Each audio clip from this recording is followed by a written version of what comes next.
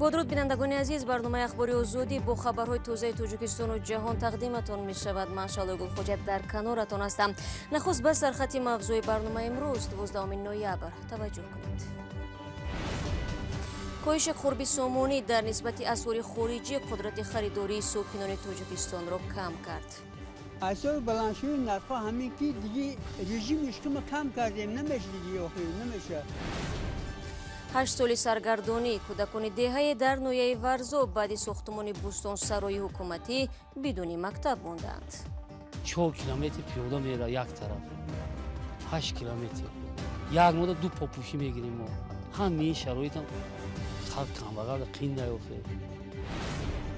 و سالگرد کشتار فرمایشی یک صاحبکار در ترکیه که قرقیزستان را تکان داد. الیاس دویی خبرنگار بخشداری رادیو زودی در ولایت هلمند افغانستان در نتیجه ترکیش بمب مگنیتی در ماشینش کشته شد. فاجعه صبح امروز صورت گرفت و دفتر ریاست جمهوری آن را حمله به آزادی بیان نامید. عمر ژوک سخنگوی رئیس ولایت هلمند گفت ظاهراً به ماشین الیاس دویی که در شهر لشکرگاه مرکز ولایت حرکت میکرد بمب مگنیتی نصب کردند. در نتیجه برادر دویی یک مرد و کودک دیگر جراحت برداشتند. هیچ کس یا گروه مسئولیت بمبگذاری را بر عهده نگرفته است. الیاس دویی 33 سال و یک دختر داشت. طبق خبرهایی که تو همین لحظه از وزارت مدافع افغانستان نشر شده است، امروز در یک عملیات نیروهای حکومتی افغانستان در ولایت فاریاب عزیز یولدوش رهبر حرکت اسلامی ازبکستان به قتل رسیده، پسرش حکمت مجروح شده است. طاهر یولدوش سابق رهبر این سازمان تروریستی در سالهای جنگ شهروندی در تاجیکستان هم شرکت کرده است و بعد امضای سازش صلح به افغانستان و سپس به پاکستان کوچ بسته بود. او سال 2006 به قتل رسید. طبق خبرها دختر او مکرمه یک گروه این سازمان را که در آسیای مرکزی تروریستی اعلان شده است در ولایت بدخشان افغانستان رهبری میکند. همکاران ما تفصیلات این حادثه را پیگیری دارند.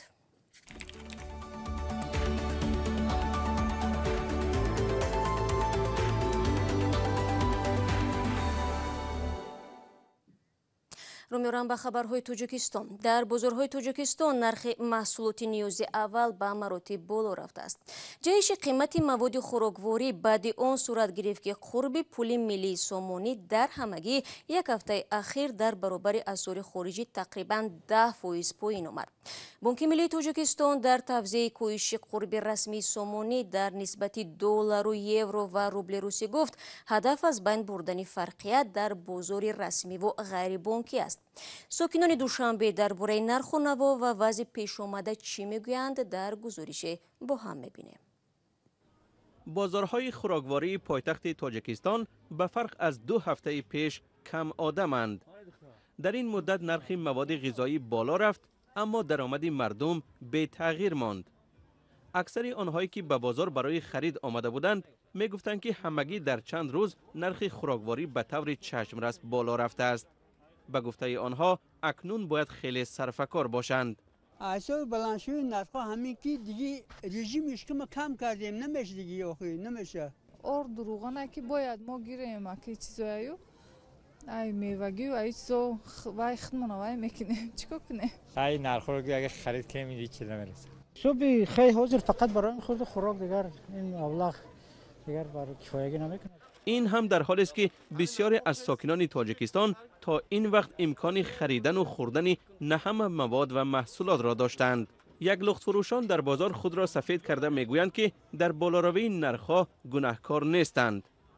ایسای میانه $100 در مثال چند خلطه شکر میشید.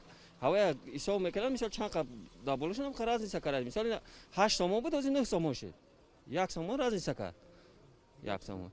روغن هم عینا نمیخید. مقامات محصولات نیاز اول را از ذخیره‌های دولتی و با نرخ ارزانتر وارد بازار کردند. 9 سوم نرخ 1 کیلو شکر. این شکری که ما داریم از حکومتی شهر فرستادگیان هر 1 کیلوش ما با 7 سوم و 50 درهمی فروخته ایم با مردم.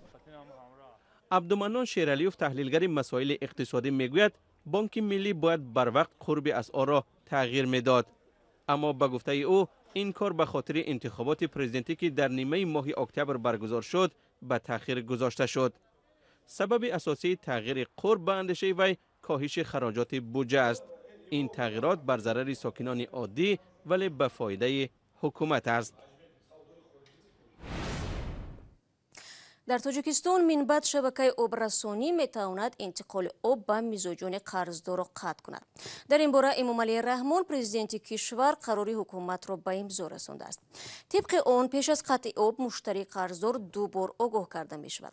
همزمان با بد شدن صفت آبی آشامیدنی و یا سر زدن صدمه انتقال آب قطع می گردد. در قراری امضا شده باز حالتهای دیگری محدود یا قطع کردن آبرسانی ذکر شدند. فعلا در تاجیکستان نرخ 1 متر مکعب آب 1 سوم و 80 درم است. قبلا نمایندگان کارخانه خوجگی منزلی و کمونالی تاجیکستان گفته بودند که 57% ساکنان به آب آشامیدنی دسترسی دارند و برای تامین پوره مردم با آب 2 میلیارد دلار ضرور می باشد. سلام، اگر خط و خبر می خواهید ما داریم. نوید بامدادی، سرخط خبرها، اخبار تاجیکستان و جهان، گزارش ها و تحلیل ها. چی می گذرد و چرا؟ دانستن فهمیدن است. زمینه یا اپ ما را بگیرید. خبرهای رادیو زودی را پیگیری کنید.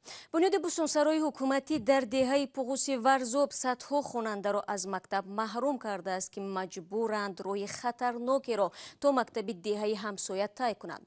بستانسرا سال 2012 ساخته شد و اکنون 8 سال می شود ساکنان این دهه مکتب ندارند. وعده ساختمان مکتب نو که آن وقت داده شد تا حال اجرا نشده است. مقامات ناحیه میگویند مشغول جستجوی سرمایه گذار هستند. و رادیو صوفی و اسکندر فیروز ارزی ساکنان دهه پغوس را شنیدند. کودکان دهه پغوس در ناحیه ورزاب طول 8 سال اخیر مجبورند که چند کیلومتر راه را طی کرده برای تحصیل با مکتب دهه همسایه غزنی روند. این دهه با بیشتر از 1000 ساکن و حدود 240 خواننده مکتب ندارد. قبلا دهه که بود و دهه مکتب داشت. مکتبی از صنف 1 تا صنف 11 داشت. بنگاه طبی داشت در خود حدود همون مکتب. مکتب کلام بود، کار گرداشت، معلما بودند، طلبگان میخوندند. قریب 1000 چند نفر، 1200 یا 1500 طلبه خواننده میخوندند. از سببی که در نزدیکی بستانسرا از همین حساب خیزوندن دهه را. مکتب هم خیزوندن، خلق به مکتب هم. 8 سال قبل به خاطر توسعه بستانسرای بیرون از شهری حکومتی با پرداخت جبران ساکنان دهه را کوچ دادند و آنها در کنار دورتر دهه پغوس دوباره منزل زیست بنیاد کردند. ساکنان با نیروی خود در جای زیست نو راه و پل بنیاد کردند، آب آوردند، بنگاه طبی ساختند. برای بنیاد مکتب قطعه زمین جدا شده است، اما برای ساختن آن سرمایه گذار ندارند. این همین میدان 1960 سوتی زیاده از 7 سال شد که حجت گذاری شده است. تا به حال خیلی چند بار حکومت ناحیه را مراجعت کردیم. حکومت ناحیه دستگیری کرده، اتوبوس دادن و یا موقتا گاه کار میکند گاه نه. ساکنان دهه پغوس با یادآوری از سرازیر شدن کودکان در پل و گرفتاری صدمه شدن در راه به مکتب میگویند خستگی راه و تعلیم فرزندانشان به تاثیر نمانده است. وقتی مکتب رفتن اون طرف گشتم هم شهرهای غجن بین غجن قشلاق ما در راه پیاده آمدن در نبود شرایط ماشین در راه آمدن ماشین رسید. اینم کیف شکست 2 ماه حساب خود مال چی نکرد. خود شوفر یاردم کرد 4 کیلومتر پیاده میره یک طرف. مقامات حکومت ناحیه ورزاب از مشکل نداشتن مکتب در دهه پغوس آگاهند.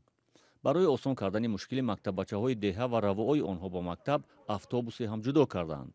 اما اسرار سفرزاده رهبر دستگاه رئیس ناحیه ورزاب گفت ساکنان زمان کوچ دادن دهه پولی کافی برای خرید خانه حتی در دوشنبه جبران دریافت کرده بودند، ولی نخواستند در دیگر جای منزل بنیاد کنند و در کنار دیگر دهه ساکن شدند. با گفته او چون ناحیه ورزاب از نگاه اقتصادی خودکافی نیست و یا زیر دتاتسیای دولت قرار دارد، پیدا کردن سرمایه ضروری برای بنیاد مکتب در کوتاه مدت مشکل است. ولی به هر صورت سندهای ساختن مکتب در دهه پغوس آماده است و این پیشنهاد را نیز به وزارت معارف نیز کرده‌اند. با گفته مقامات ناحیه ورزاب در صورت پیدا کردن سرمایه گذار در زودترین فرصت به بنیاد مکتب در دهه پغوس شروع خواهند کرد. شما برنامه خبری رادیو زودی رو تماشا دارید. سال گذشته در شهر استانبول یک صاحبکاری اویغور به قتل رسید. او خوف داشت که از طرف منصبدارانی به قول وی فسادزده قرغیز کشته خواهد شد. پیش از مرگش سیمتی بر رادیو آزادی درباره طرز و اسلوب انتقال غیر قانونی پول از قرغیزستان و نقش منصبداران بلندپایه این کشور معلوماتی مفصل تقدیم کرده بود. در طول یک سال افراد متهم با کشتار دستگیر شدند ولی فرمایشگر تا هنوز آشکار نگردیده است. در این باره طاهری سفر گزارش می‌دهد. در این نوار که از دوربین نظارتی در یک قهوه‌خانه استانبول ثبت شده است، لحظه‌های اخیر حیات ایرکن سیمتی تاجر چینی اویغور تبار دیده می شود و که قبلا اعتراف کرده بود در پولشویی از قرغیزستان دست دارد. ماه نوامبر سال 2019 کشته شد. او اینجا با دو همصحبتش نشسته است. همین لحظه مرد در دست سلاح وارد قهوه‌خانه می شود که آماده است بپراند. در نوار دیده می شود که پس از چند ثانیه مرد از جای حادثه فرار می کند. چند قبل از مرگ خود سیمتی به خبرنگار آزادی یک خلطه ثبت موادی را داد که آن از یک جنایت کلان پرده می بردارد. این مواد جنایت پولشویی صدها میلیون دلار از قرغیزستان به بیرون را آشکار می کند. طبق اطلاع دریافتی گپ درباره مبلغ درآمد یک شبکه قاچاقی است که سیمتی به انتقال آنها به خارج مشغول بود. برای $10,000 $25 حق کار می‌دهند. این نرخی معین شده است. ما $25 می‌گیریم. رقیبانمان ممکن $20 طلب کنند ولی برای ما $20 موافق نیست. تحقیقات مشترک رادیو آزادی، مرکز تحقیقات فساد و جنایت‌های سازمان یافته، لایحه اینترنتی کلوب و بلینکت معلوم کردند که شخصی کلیدی در این گروه قاچاقچیان همین شخص رحیم بیگ متریموف است. اسم او در مواد تفتیشاتی کشتار در استانبول هم درج شده است. در پی نشر تحقیق عاید به فساد و پولشویی در قرغیزستان، اعتراضها با طلب بازداشت متریموف شروع شد. تحقیق مشترک معین کرد که سابق معاون رهبر خدمات گمرک متریموف با استفاده از منصب خود گروه کلان جنایتکاران را تشکیل کرده است که به بیرون بردن پول از کشور مشغولند. این قضیه را ساکنان قرغیزستان ماه اکتبر امسال وقتی در نتیجه اعتراضها حکومت کشور به استعفا رفت دوباره به یاد آوردند. طبق اطلاع رسمی در انتخابات پارلمانی حزب‌های حکومتی پیروز شدند که یکی از آنها به متریموف هم ربط داشت. در نتیجه اعتراضگران وارد قصر پرزیدنت شدند. نتیجه انتخابات بیکار دانسته شد و حکومت به تحقیق جنایت فسادکاری آغاز کرد و متریموف به حبس خانگی گرفته شد. سیمتی تاجری که به خبرنگاران درباره باز شدن یک جنایت معلومات داد، پیش از مرگ گفته است او را تهدید کردند که اگر درباره دست داشتن متریموف در جنایت لب گشاید کشته می شود. همکنون طبق معلوماتی که گروه تفتیشاتی ترکیه به دست آورده است معلوم شده است که واقعا امکان دارد متریموف در مرگ سیمتی دست دارد. همسر او بوفولی بوایلیمی به مفتشان گفته است سیمتی گفته بود اگر کشته شود در این کار متریموف باید جوابگر شود. بجز این به گفته او متریموف همچنین در قتل دیگری هم دست دارد. سیمتی پیش از مرگ بر رادیو آزادی از قتل حسین کریموف نفر دیگری که به پولشویی نیز مشغول بود خبر داد. او را نباید میکشتند. او 4 فرزند داشت. بگذار زدند و پول را گرفتند. ولی چرا باید آدم به خاطر پول کشته شود؟ متریموف دست داشتن خود را در هر دو کشتار رد می کند. پلیس ترکیه نفری را که سیمتی را پرانده است بازپرسی کرد. عبدالله انور نقل کرده است مرد ازبکی که در یک گروه اسلامگرا در سوریه می جنگید و او برای قتل سیمتی $50,000 وعده کرد. انور ادعا دارد به او سپارش دادند سیمتی را بکشد زیرا وی از دین خود رو گردانده است. ولی تحقیقات رادیو آزادی و مرکز تحقیق فسادکاری و جنایت‌های سازمان یافته این خلاصه‌های پلیس ترکیه را زیر شبهه قرار می‌دهد.